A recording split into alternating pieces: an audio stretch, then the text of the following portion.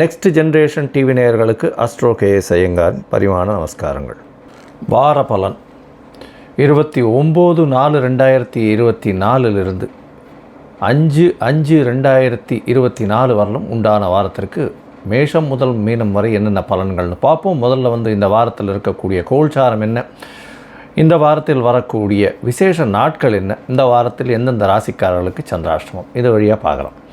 முதல்ல இந்த வாரத்தினுடைய கோல்சாரம் அப்படின்னு பார்க்கும்பொழுது காலபுருஷ தத்துவத்தின் முதல் ராசியான மேஷ ராசியில் சூரிய பகவான், ஏன்னா சித்திரை மாதத்தில் இருக்குது, சூரிய பகவான், சுக்கிரன், குரு 3 கிரகங்கள் இந்த வாரத்தில் 6ஆம் இடத்துல, அதாவது ஆரம்பிக்கும் பொழுது பார்த்தோம்னா இந்த வாரம் ஆரம்பிக்கும் பொழுது கன்னியா ராசியில் கேது பகவானும், சனி பகவான் கும்பத்திலையும், செவ்வாய், புதன், ராகு இந்த 3 கிரகங்கள் மீனத்திலையும் இருக்கக்கூடியது இந்த வாரத்தினுடைய விசேஷம். இந்த வாரத்தில் பெயர்ச்சின்னு பார்த்தீங்கன்னா வருட கிரகமான குரு பகவான் மேஷத்திலிருந்து ரிஷபத்துக்கு போகிறார். 1/5/2024 சாயந்தரம் ஒரு 5:30 மணிக்கு கிருத்திகை 1ஆம் பாதத்திலிருந்து கிருத்திகை 2ஆம் பாதத்திற்கு மேஷராசியிலிருந்து ரிஷபராசிக்கு போகிறார். தனியாக குரு பெயர்ச்சி பலன்கள் போட்டிருக்கேன், அதையும் பாருங்க ஒரு ராசிக்கும். சந்திர பகவான் இந்த வாரத்தில் பூராட நட்சத்திரம் தனுசு ராசியிலிருந்து ரேவதி நட்சத்திரம் மீன ராசி வரலும் போகிறார். அதாவது தனுசு, மகரம், கும்பம், மீனம் 4 ராசிகளுக்கு போகிறார். இந்த வாரத்தில் பார்த்தேனால் வரக்கூடியது, இந்த வாரத்தில் ஆரம்பிக்கும் பொழுதே சஷ்டி திதி, அதாவது 29ஆம் தேதி அன்னைக்கு சஷ்டி திதி. சஷ்டி திதியில் விரதம் இருப்பவர்களுக்கு சஷ்டியில் விரதம் இருந்தால் அகப்பையில் வரும் அப்படின்னு சொல்லக்கூடியது குழந்தை பிராப்திக்கு மிகவும் ஏற்றமான காலகட்டம். இதை தவிர முருகனுக்கு வழிபாடு மிகவும் ஏற்றம். அதாவது முருகப்பெருமானை நினைத்து சஷ்டி திதி என்று விரதம் இருப்பவர்கள் நினைத்த காரியம் கைகூடும். இந்த வாரத்தில் பார்த்தேனால் 1/5/2024 அன்றைக்கி குரு பெயர்ச்சி பலன்கள். குரு பகவான் மேஷராசி கிருத்திகா நட்சத்திரம் 1ஆம் பாதத்திலிருந்து கிருத்திகா நட்சத்திரம் 2ஆம் பாதம் ரிஷபராசிக்கு போகிறது பெரிய விசேஷம். இதன் மூலியமாக அவருடைய பார்வையும் அவர் இருக்கும் இடத்தை வைத்தும் பார்வை பலனை வைத்தும் ஒரு ராசிக்கும் தனித்தனியாக மேஷம் முதல் மீனம் வரை உண்டான ராசிகளுக்கு உண்டான பலன்களை போட்டிருக்கேன், பாருங்கள் அவசியமாக. இந்த வார கடைசியான 4ஆம் தேதி, அதாவது இந்த வாரம் சனிக்கிழமை 4ஆம் தேதி அன்றைக்கி பார்த்தோம்னா 4/5/2024 அன்றைக்கி ஏகாதசி. இந்த ஏகாதசி விரதம்ன்றது வைஷ்ணவர்களுக்கு மிகப்பெரிய ஏற்றம். அதாவது இது கிருஷ்ணபக்ஷ ஏகாதசி, மூவிங் டுவர்ட்ஸ் அமாவாசை, அதனால் கிருஷ்ணபக்ஷ ஏகாதசி இது மிகப்பெரிய விசேஷம். பாப விமோசன ஏகாதசின்னு பேர். இந்த விரதம் இருப்பவர்கள் எந்த விதமான பாவங்களாக இருந்தாலும், தவறு எந்த ஒருத்தருக்கு பண்ணியிருந்தாலும் அதை போக்கக்கூடிய பாப விமோசனி அப்படின்னு சொல்லக்கூடிய ஏகாதசி. இன்றைக்கி 4/5/2024 அன்றைக்கி பார்த்தோன்னா அக்னி நட்சத்திரம் ஆரம்பம் அப்படின்னு போட்டிருக்கும். அக்னி நட்சத்திரம் அப்படின்னா பரணி 3ஆம் பாதம் அப்படின்னு சொல்லக்கூடிய 3வது பாதத்திலிருந்து, பரணி நட்சத்திரம் 3வது பாதத்தில் சூரிய பகவான் பிரவேசிக்கிற காலத்திலிருந்து ரோகிணி நட்சத்திரம் 2ஆம் பாதம் வரலும், அதாவது கிட்டத்தட்ட 8 பாதங்கள். பரணி 3, 4, கிருத்திகை 4 பாதங்கள், ரோகிணி 2 பாதம், 8 பாதங்கள் சூரிய பகவான் மூவ் பண்ணுற காலகட்டம். கிட்டத்தட்ட ஒரு ஒரு 25-26 நாள் வச்சுக்கோங்களேன். ஏன்னா ஒரு பாதம் தாண்டறதுக்கு 3.2 டிகிரி, ஒரு நாளைக்கு 1 டிகிரி தாண்டுவார் சூரிய பகவான். அதனால் 3 நாளும் 20 நாழிகை அப்படின்னு சொன்னால் 8 மணி நேரம் வரும். அதனால் 8 பாதங்கள் தாண்டணும் அப்படின்னா கிட்டத்தட்ட அவர் 25-26 நாள் ஆகும். ஸோ 4ஆம் தேதியிலிருந்து 29ஆம் தேதி வரலும் கிட்டத்தட்ட அக்னி நட்சத்திர காலம் அப்படின்னு சொல்லக்கூடியது. அது 4/5/2024 29/5/2024 வரலும் உண்டான காலத்தை அக்னி நட்சத்திர காலம்னு சொல்லக்கூடியது. இந்த காலகட்டத்தில் பொதுவாகவே சுபகாரியங்கள் பண்ணுறது இல்லை. அதாவது இப்போ வீட்டில் சுபகாரியங்கள்னு சொல்லக்கூடிய திருமணம், காது குத்தல், இந்த மாதிரியான சீமந்தம், இந்த மாதிரியான விஷயங்கள்லாம் பண்ணுறதில்லை. இது ரொம்பவும் முக்கியமான விஷயம்.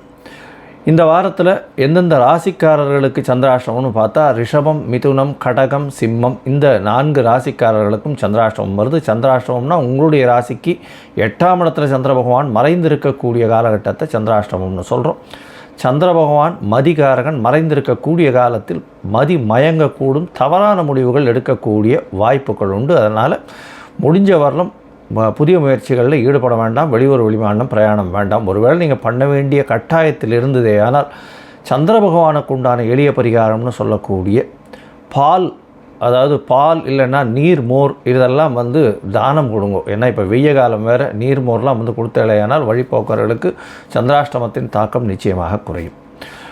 சரி, இப்போ மேஷம் முதல் மீனம் வரை 29/4/2024 5/5/2024 வரை உண்டான வாரத்திற்கு எப்படி இருக்குன்னு பார்ப்போம். அதற்கு முன்னாடி என்னுடைய மொபைல் நம்பர் கீழே ஸ்க்ராலிங்கில் போயிட்டு இருக்கோம். உங்களுக்கு அஸ்ட்ராலாஜிக்கல் கன்சல்ட் தேவைப்பட்டதுன்னா எனக்கு காண்டாக்ட் பண்ணுங்க. உங்களுடைய date, time, place of birth, உங்களுடைய நேம், பேரண்ட்ஸ் நேம் அனுப்பிச்சலையானால் உங்களுடைய ஜாதகத்தை போட்டுட்டு அதில் சந்தி இருக்கான்னு முதல்ல பார்த்துட்டு, அதாவது நட்சத்திர சந்தி, பாத சந்தி, ராசி சந்தி, லக்ன சந்தி, எந்த சந்திகள் இருக்குன்றதை பார்த்துட்டு, அதை தவிர வந்து ராகு கேத்துவில் வந்து எந்த கிரகங்களும் அடைப்பட்டிருக்கா இல்லை சேர்ந்து இதுவாகிருக்கா அப்படின்றதையும் பார்த்துட்டு, உங்களுக்கு உண்டான தசாபுக்தி அந்தரம் சூக்ஷ்மத்திற்கு என்ன பலன்கள் அப்படின்றதையும் பார்த்துட்டு, இன்றைய கோல்சார பிரகாரம் எந்த பலன்கள் வருது அப்படின்றதையும் பார்த்து என்னுடைய கட்டணம் என்னன்றதையும் தெரிவிக்கிறேன். அதை போட்டதுக்கப்புறம் நான் உங்களுக்கு அப்பாயின்மெண்ட் கொடுத்து சொல்கிறேன். இப்போது மேஷம் முதல் மீனம் வரை 29/4/2024 5/5/2024 வரை உண்டான பலன்களை பார்க்கலாம்.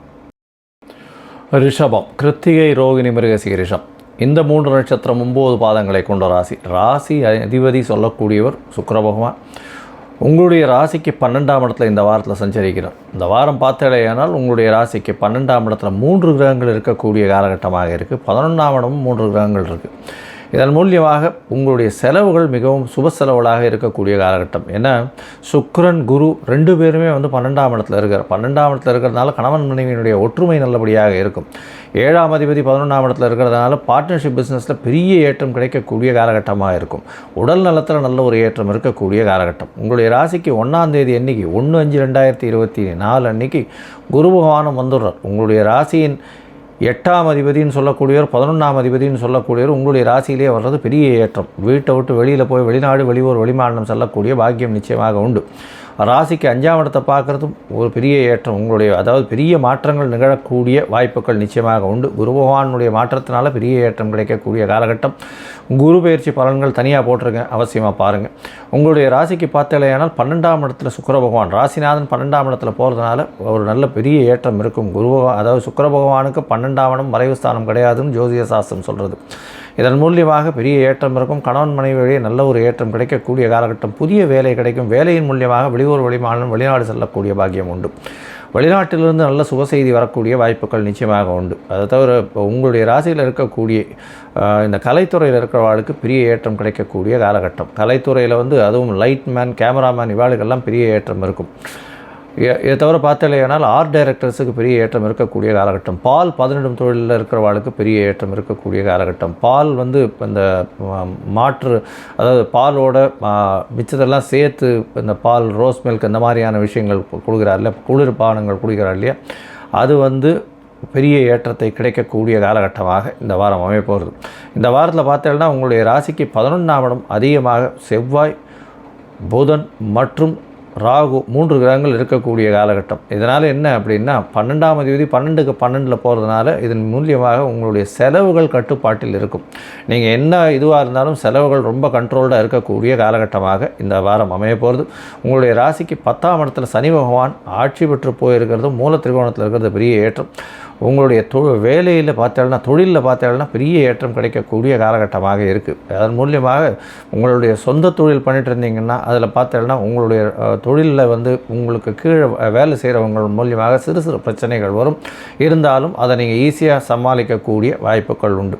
உங்களுடைய ராசிக்கு பார்த்தீங்கன்னா 2-5ஆம் அதிபதினு சொல்லக்கூடிய தன புத்திர காரகன் அப்படின்னு சொல்லக்கூடிய தனபுத்திரஸ்தான அதிபதினு சொல்லக்கூடிய புத பகவான் 11ஆம் இடத்துல நீச்சப்பட்டு போயிருக்கிறதுனால செலவுகள் வந்து குழந்தைகளுக்காக செலவு பண்ண வேண்டிய காலகட்டமாக இந்த வாரம் அமைய போகிறது.